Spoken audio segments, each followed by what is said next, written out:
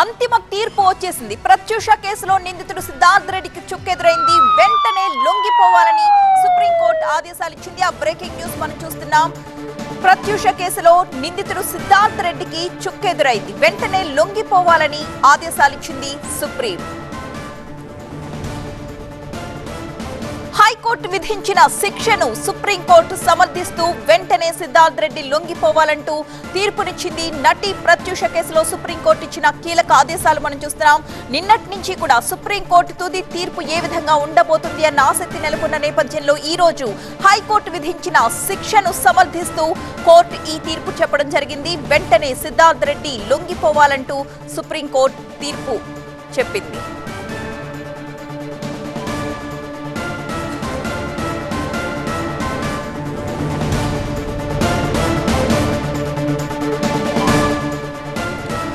ప్రత్యూష కేసులో నిందితుడు సిద్ధార్థ్ రెడ్డి 4 వారాల్లో లొంగిపోవాలని సుప్రీంకోర్టు ఆదేశాలు జారీ చేసింది.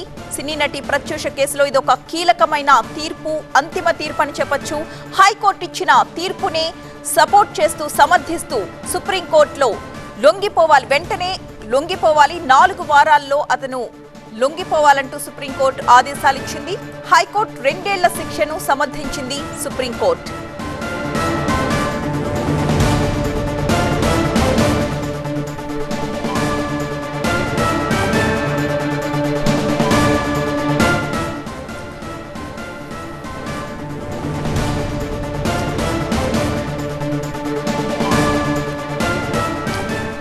ప్రత్యూష కేసులో నిందితుడు సిద్ధార్థ్ రెడ్డికి చుక్కెదురైన వార్త మనం చూస్తున్నాం. 4 వారాల్లో లొంగిపోవాలని సుప్రీంకోర్టు ఆదేశించింది. హైకోర్టు ఏదైతే తీర్పునిచ్చిందో ఆ తీర్పును సమర్థిస్తూ ఇప్పుడు సుప్రీంకోర్టు తీర్పు బయటకొచ్చింది. అంతిమ తీర్పు అని చెప్పొచ్చు. 4 వారాల్లో అతడు లొంగిపోవాలని సుప్రీంకోర్టు ఆదేశించింది.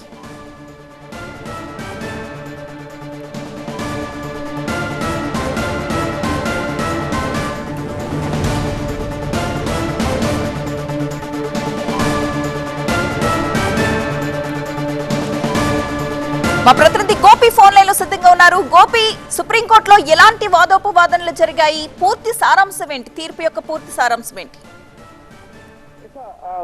ఈ ప్రత్యూష హత్య కేసులో సిద్ధార్థ్ రెడ్డికి హైకోర్టు ఇచ్చిన శిక్షను సమర్థిస్తూ ఈరోజు సుప్రీంకోర్టు ధర్మాసనం, మనోజ్ మిశ్రా ధర్మాసనం ఆదేశాలు జారీ చేయడం జరిగింది. ప్రధానంగా 2 ఏళ్ల జైలు శిక్షను 2011లో 2 ఏళ్ల జైలు శిక్షను 2011లో ఇటు హైకోర్టు ఈ కేసులో సిద్ధార్థ్ రెడ్డికి ప్రత్యూష హత్య కేసులో అంటే అది అనుమానాస్పద మృతిగానే దాన్ని ముఖ్యంగా చెప్తూ వచ్చారు. కానీ హత్య చేశారు, ముఖ్యంగా అత్యాచారం చేశారు అని చెప్పి సరోజిని దేవి ఇటు ప్రత్యూష తల్లి ఆరోపిస్తూ వచ్చారు. సో దానికి సరైన శిక్ష సిద్ధార్థ్ రెడ్డికి పడలేదని చెప్పి సుప్రీంకోర్టు వరకు న్యాయ పోరాటం కొనసాగుతూ 12 ఏళ్లుగా 2011 నుంచి ముఖ్యంగా ఆ తర్వాత సుప్రీంకోర్టులో ఈ కేసు సుమారు 14 ఏళ్లుగా కొనసాగుతూ వచ్చిన పరిస్థితి. ఎట్టకేలకు ఈరోజు సుప్రీంకోర్టు తీర్పులో ప్రధానంగా సిద్ధార్థ్ రెడ్డిని హైకోర్టు ఇచ్చిన తీర్పు ముఖ్యంగా తనకు ఈ కేసుతో ఎటువంటి సంబంధం లేదు, తను హత్య చేయలేదు అన్న వాదనలు వినిపించినప్పటికీ కూడా సాక్ష్యాధారాలు ముఖ్యంగా ఇటు పోస్ట్ మార్టం రిపోర్ట్ కానీ అలాగే అన్ని అంశాలను పరిశీలించిన తర్వాత హైకోర్టు ఇచ్చిన తీర్పు సమంజసమేనంటూ 2 ఏళ్ల శిక్షా కాలాన్ని ముఖ్యంగా ఆయన ముఖ్యంగా జైల్లో గడపాల్సి ఉంటుంది.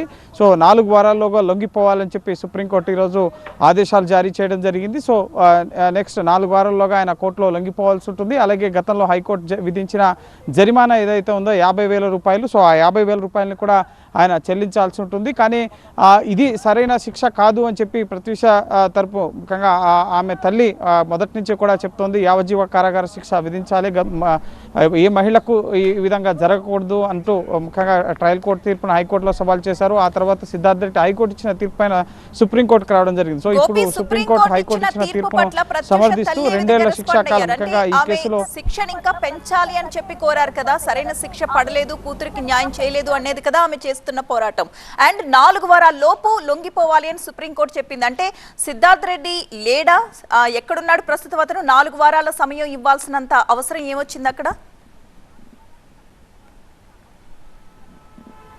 ఎస్, ముఖ్యంగా ఈ కేసు చాలా సుదీర్ఘంగా 2 దశాబ్దాలుగా 2002లో ప్రత్యూష చనిపోయింది. సో సుదీర్ఘంగా ట్రయల్ కోర్టు, హైకోర్టు నుంచి ఇప్పుడు సుప్రీంకోర్టు వరకు రావడం జరిగింది. సో ముఖ్యంగా నిందితుడికి లొంగిపోవడానికి కావాల్సిన సమయం కూడా ఇవ్వాల్సి ఉంటుంది కోర్టు. అందులో భాగంగానే 4 వారాల సమయం ఇవ్వడం జరిగింది. ప్రస్తుతం అతను బెంగళూరులో ఉంటున్నట్లుగా సమాచారం. హైదరాబాద్ ముఖ్యంగా చాలా 2 దశాబ్దాల క్రితం 2002లో ముఖ్యంగా ఈ ఘటన జరిగింది. సో అప్పటి నుంచి సుదీర్ఘ న్యాయ పోరాటం 2 పక్షాల వారు చేస్తున్నారు. సిద్ధార్థ్ రెడ్డి ముఖ్యంగా తాను ప్రేమించిన అమ్మాయి, పెళ్లి చేసుకోవాల్సిన అమ్మాయి నేనెందుకు చంపుతాను, ముఖ్యంగా ఇటు తను కూడా చనిపోవాలనుకున్నాను, సో ఆ ఉద్దేశంలోనే ఇదంతా కూడా జరిగింది అని చెప్పి సిద్ధార్థ్ రెడ్డి వాదనలు, ఆయన తరపు న్యాయవాదులు వాదనలు వినిపించడం జరిగింది.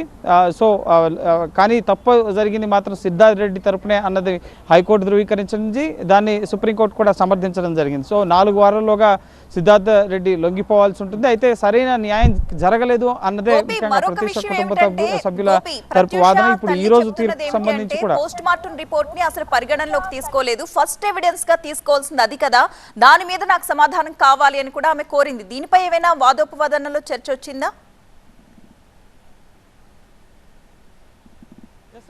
ముఖ్యంగా సిబిఐ ఏదైతే ఛార్జ్షీట్ దాఖలు చేసిందో అందులో కూడా చాలా అంశాలని పరిగణలోకి తీసుకోలేదు అన్న విషయాల్ని ప్రస్తావించడం జరిగింది. సో అయితే కోర్టు ముఖ్యంగా అప్పుడు ఉన్న ఆధారాలు, ముఖ్యంగా 2 దశాబ్దాల క్రితం జరిగిన ఘటన, సో అన్ని అంశాలపైన సిబిఐ సమగ్రంగా ఇన్వెస్టిగేట్ చేసిన తర్వాతనే ఈ కేసుకు సంబంధించి ఛార్జ్షీట్ ఫైల్ చేయడం కానీ, హైకోర్టులో వాదనలు వినిపించడం కానీ ఇవన్నీ కూడా చేయడం జరిగింది. కానీ చాలా ఎవిడెన్సెస్, పోస్ట్ మార్టం ముఖ్యంగా వీడియోగ్రఫీకి సంబంధించిన విషయాలు కానీ, లేక ఇటు ఎవిడెన్సెస్ ప్రాథమిక ఆధారాలు, ఇటు ప్రత్యక్ష సంబంధించిన బట్టలు కానీ ఇతర ఆధారాలన్నింటి కూడా చెరిపేసే ప్రయత్నం చేశారు. దీని వెనుక కుట్ర జరిగింది అని చెప్పి మొదటి నుంచి కూడా రాజకీయ జోక్యం కూడా ఈ కేసులో ఉంది. అందులో భాగంగానే తన కుమార్తెకి న్యాయం జరగలేదు అన్నది ప్రతి తల్లి వాదనగా ఉంది. సో ప్రస్తుతం మరి ఈ తీర్పు పైన మళ్ళీ ఆమె ముఖ్యంగా సుప్రీంకోర్టుని, ఎందుకంటే 2 దశాబ్దాలుగా జరుగుతున్న పోరాటం కాబట్టి మళ్ళీ ఈరోజు 2 ఏళ్ల శిక్ష సరిపోదన్నదే ఆమె ప్రధాన అభ్యంతరం. కోర్టు ముఖ్యంగా ఈ కేసు ఇన్వెస్టిగేషన్ పారదర్శకంగా జరగలేదు, ముఖ్యంగా ఆధారాలను పరిగణలోకి తీసుకోలేదు అన్న అంశాన్ని కూడా ఆవిడ కోర్టు దృష్టికి తీసుకెళ్లే ప్రయత్నం చేశారు. కానీ ముఖ్యంగా సిబిఐ తరపు వాదనలు పరిగణలోకి తీసుకుంటూ హైకోర్టు సరైన తీర్పే ఇచ్చిందన్న అభిప్రాయాన్ని ఈరోజు సుప్రీంకోర్టు వ్యక్తపరుస్తూ, గతంలో హైకోర్టు ఇచ్చిన తీర్పును సమర్థిస్తూ 2 ఏళ్ల శిక్షాకాలం కూడా తనకి విధించకూడదు అన్నది సిద్ధార్థ్ రెడ్డి వాదన. కానీ సాక్ష్యాధారాలు, ఆధారాలు అన్నింటినీ కూడా పరిగణలోకి తీసుకున్న తర్వాతనే ఇటు హైకోర్టు ఇచ్చిన తీర్పుని సుప్రీంకోర్టు ఈరోజు సమర్థిస్తూ 2 ఏళ్ల శిక్షాకాలానికి సంబంధించి ముఖ్యంగా ఆయన లొంగిపోవాల్సి ఉంటుంది 4 వారాల్లోగా. సో ఇక జైల్లో 2 ఏళ్ల పాటు ఆయన గడపాల్సి ఉంటుంది. లేదు ముఖ్యంగా దీనిపైన మళ్ళీ సిద్ధార్థ్ రెడ్డి ఏమైనా మళ్ళీ రివ్యూ పిటిషన్ వేస్తారా, ఏం జరగబోతుంది, ఇంకా న్యాయ పోరాటం ఈ కేసులో కొనసాగుతుందనేది మనం వేచి చూడాలి. Right, thank you Gopi.